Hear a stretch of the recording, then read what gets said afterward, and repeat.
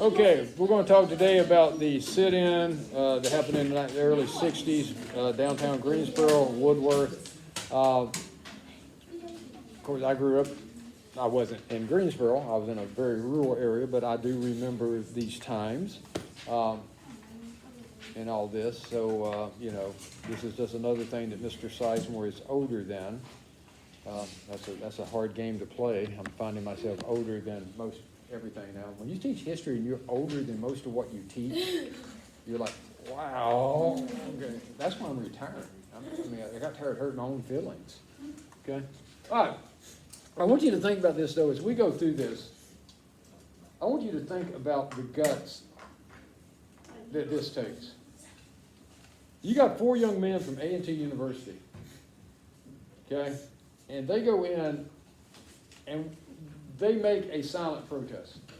This is a very peaceful protest.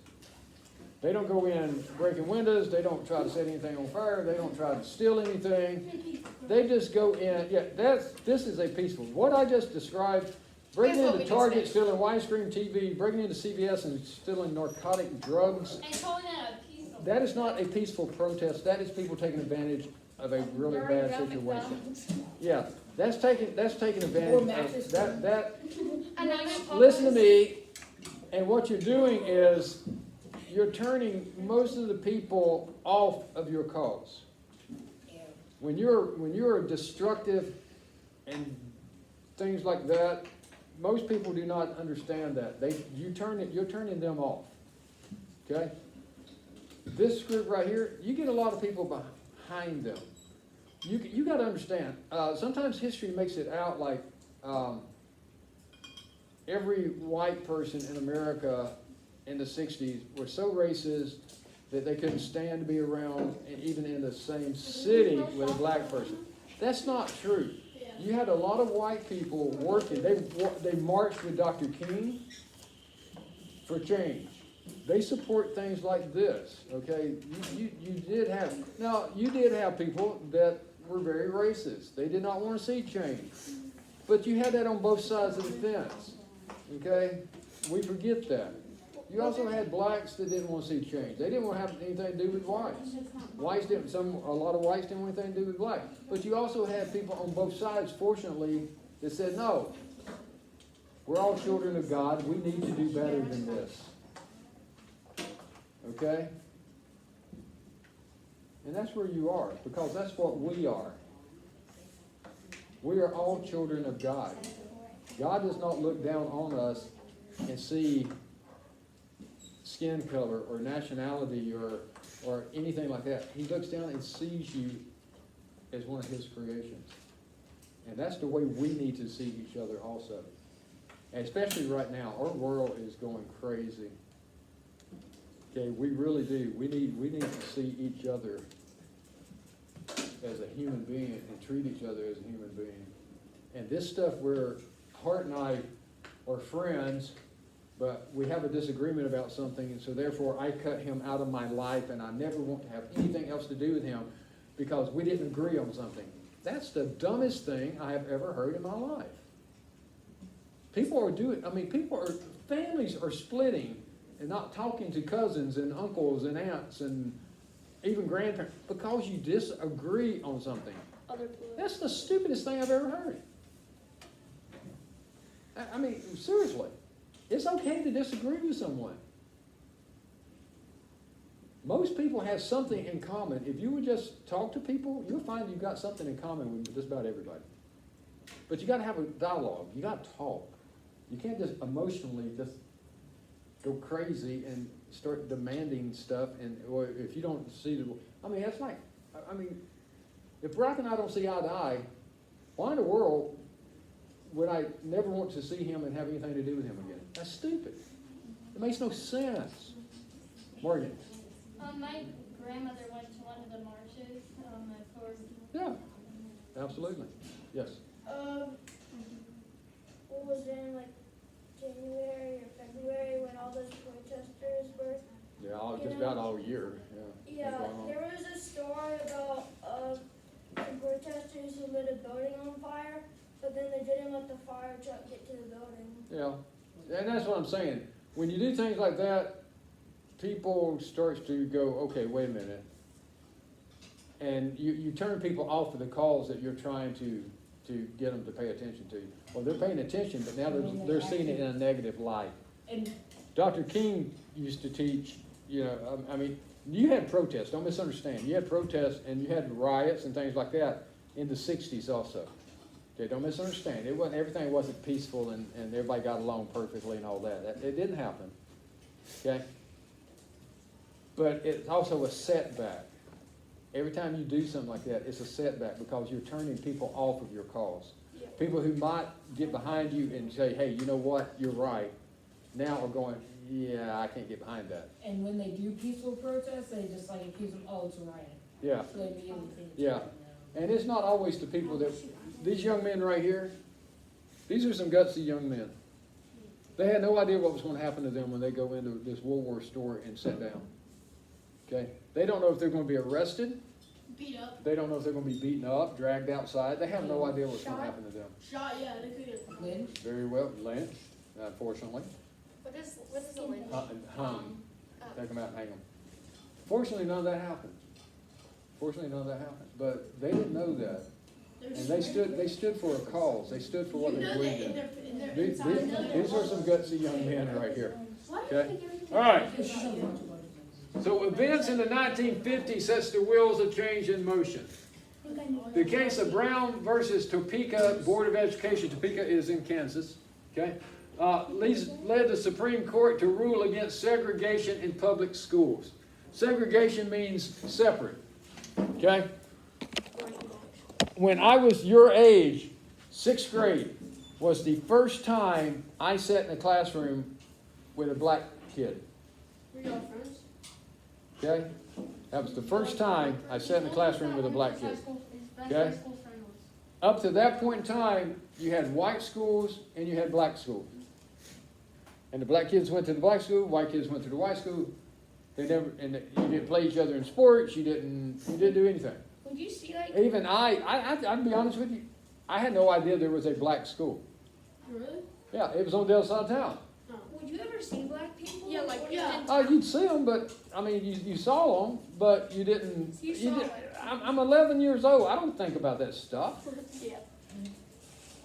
I don't care. I don't think about it. But when Leo asked a great question, it was Grace Speaks and Stephen Floyd. That was the two black children that was in my classroom.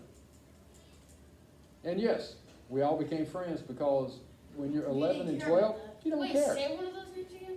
You didn't care. Grace Speaks and Stephen Floyd. Floyd? Stephen Floyd. He had nothing to do with George. No, I'm not talking about that. What are you talking about? That was like a year ago, Dad. Yeah, what are you talking about? Okay? I know that. Okay? No. Same last name, but nothing related there. I meant the first. I was talking about the Yeah. first name. But What about the first name? Stephen came into 6th grade. He was 6 foot tall, weighed 200 pounds. In 6th grade. In 6th grade. He was a massive, and he was 12. He was massive. We graduated high school together. 6 years later, Stephen was 6 feet tall and 205 pounds. Oh my god. He never grew. He gained 5 pounds. That was it. He was full grown in 6th grade. We figured he was going to be like 8 foot tall. You know, we had no idea. We were like, good Lord. Because I was small for my age. You know, I'm running around about this tall, and here's this guy here. When you're at his house having a play date and your dad says, let's go. Yeah. Him? No. No, I don't want to Okay, right. His dad was big too. Okay. Anyhow, He just towers over it. now by 1960, it was law that children of all races were to attend the same school. Okay. Rosa Parks' refusal to give up her seat to a white man on a Montgomery, Alabama bus led the court to ban segregation on public transportation. Okay? She's like, now, she was allowed to ride the bus with white people, but she had to sit in the back of the bus. She was not allowed to sit down up front. She got on the bus one day, and she decided, you know, there's an empty seat right here. Why do I need to walk all the way to the back? So she sat down. So a white guy gets on, and demands the seat because she's not supposed to be there. She refuses to get up. Okay? And because she takes a stand by sitting down, if you would. Okay? She actually brings change. Because there's a boycott now of the bus company, and guess what? You start affecting the pocketbook, color goes out the window. Isn't that sweet? All they see green all of a sudden. So when you start hurting their pocket, we start making changes. Okay? But it's because this little lady refuses to get up that change starts. That's pretty cool. Okay? But again, she had no idea what was going to happen to her, but she was taking a stand for something she believed in. Yes? I thought it said like all the black seats like for the colored people. I thought it said all of them were full, so she had to sit there. She had to stand up. I thought it was that. Yeah. And she had, it doesn't matter. The Yeah, I point know, but is like- she It sat down. ends up with the same, Yeah, it ends up the same story. it really doesn't matter. You also read about where when she retired, she moved to Detroit, and when she was a little old lady, she was walking down Detroit carrying her bag, and 4 young black men beat her up and robbed her. Yeah, they had no idea who she was. They had never been taught history. They had no idea that that was Rosa Parks, You serious? and they robbed her. They were doing it to anybody. It didn't matter. Okay? So that's part of history Did they too. kill her? But we leave that part. No, they didn't kill her. Did they get caught? They did get caught eventually. What year was that again? No, that was, she was on up, it was probably in the 80s, maybe, in the 80s that this happens. Yeah. Is she still alive today? 80s, 90s, no, she passed away. Not from that, but she passed away. Like when was it? Like That's 2000. why a few years Okay, ago, right? so, yeah, She made it to yeah, the- a few years ago. She made it to 2000. I'm pretty sure. She might Yeah, have. it was like She might have. 2004. I don't remember when Rosa The Parks movie was. was longer than that. Okay, so, anyhow, so that just shows you, just because you stand up for a cause doesn't mean everybody's gonna always know who you are. Respect you and stuff, yeah. Yeah, I mean, you know. All right, now, so these were bold first steps, but segregation still existed. Restaurants, theaters, restrooms, drinking fountains still had signs that read colored or whites only. Groups such as the NAACP learned early that they would make no headway in gaining civil rights by using force or violence. I can remember the water fountains having whites only because, you know, if you drank after someone of a different color, you were going to catch some kind of disease. I don't know. That makes sense. I mean, water fountains are unsanitary anyhow, and it doesn't matter who you are. But I also remember restaurants. I could walk in, sit down, and have a meal. If Nick wanted to eat at that restaurant, they was happy to sell Nick food. But they wouldn't let him eat He it. had to walk around to the back door. They would hand him his food. They was happy to take his money, But wouldn't. but they wouldn't allow him to come in and sit down for no other reason than the color of his skin. That's messed up. That is messed up. That's more than messed up. That's beyond messed up. Yeah. That is like. Yes. What Yeah. does NAACP stand for? National Association of Advancement of Colored People. You didn't think I knew, did you? Ha ha! I don't mean this in like a bad way, but like what makes the color different between people? It does. It's just a skin pigment. It doesn't make you different. It's just a different the way, skin. I thought Yeah. it was like, I didn't know exactly It's what, just your like, what made us pigmentation like, of your skin. people It black. doesn't make you different. You're all, hey, listen, here's the deal. You're all children of God. We talked about that already. When God looks down on you, he sees one of his children. That's what he sees. That's what we need to see. That's what we need to see. Carter.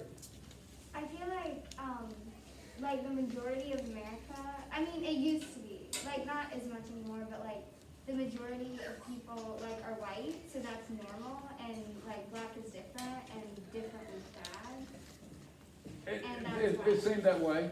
It did seem that way. It's just more people in It did seem America that who way. are white. Yeah, and it did seem that way. Unfortunately, you're right. I think you're right. All right, in February of 1960, a group of young college students decided to make their voices heard in a quiet way. The 4 attended college at North Carolina Agricultural and Technical College. That's North Carolina A&T. Okay? in Greensboro. One morning, they entered the F.W. Woodworth store in town. That store is now the Civil Rights Museum. Yeah, Downtown. we passed by. That's the store. That's the new protest. Yeah, that's the store, okay? Yeah, I know, isn't that weird? What a coincidence. Anyhow, but they were allowed to shop at the Woodworth store, but they were not allowed at the lunch counter to sit down. Again, they could order food to go, but they were not allowed to sit at the counter and eat, okay? So these guys go in and they kind of browse around the store for a little bit, and then they go and they sit down at the counter, okay? And they knew that they were not going to get served. They knew that when they sat down, okay? First of all, the little girl that worked, or lady that worked the counter very well might have disagreed with the policy, but she was not allowed to serve them. It didn't matter about her personal feelings. That was you her know. job. Yeah, it was her job. So she wasn't allowed to serve them. Okay, even if she had wanted to, she wouldn't have been allowed to. Not and keep her job. Okay? So they looked at the menus, they waited to be served, knowing that they were not going to be. They quietly waited. They were completely ignored. They waited until the store closed. Can you imagine sitting there for 7 or 8 hours and no one would even acknowledge that you're there? Can you imagine that? And people are getting served Okay. all around you. But again, yeah, and people all around you are getting food. So, but they're completely ignored. They waited until the store closed that evening. No one had offered to serve them. They quietly left the counter. The next morning, they entered the store again. Yeah, they walked on. They just got up and walked out. When the store closed, they got up and walked out. No rush. No, I mean, they didn't knock stuff over. They didn't throw anything. They just got up and left. Next day, there's about 25 students comes in, and they all sit down at the counter. They filled up the counter. Yeah. Okay? And they waited to be served. And again, they were ignored. Each day, the number of students grew. And the students fully expected to be arrested for their sit-in at the counter, but they were not. But they still were not ever served. But now it's getting so crowded that not only are they taking of all the seats, That means other they are people also can't come in. standing around it to where no one can get up to order food.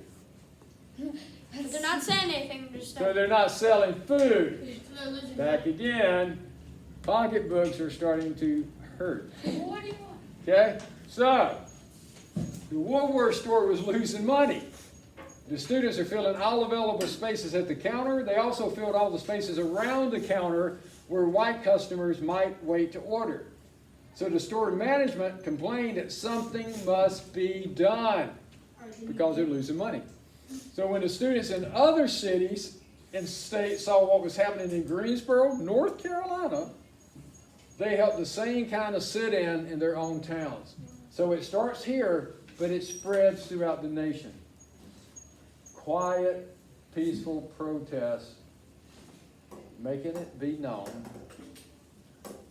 that they deserve to be treated as human.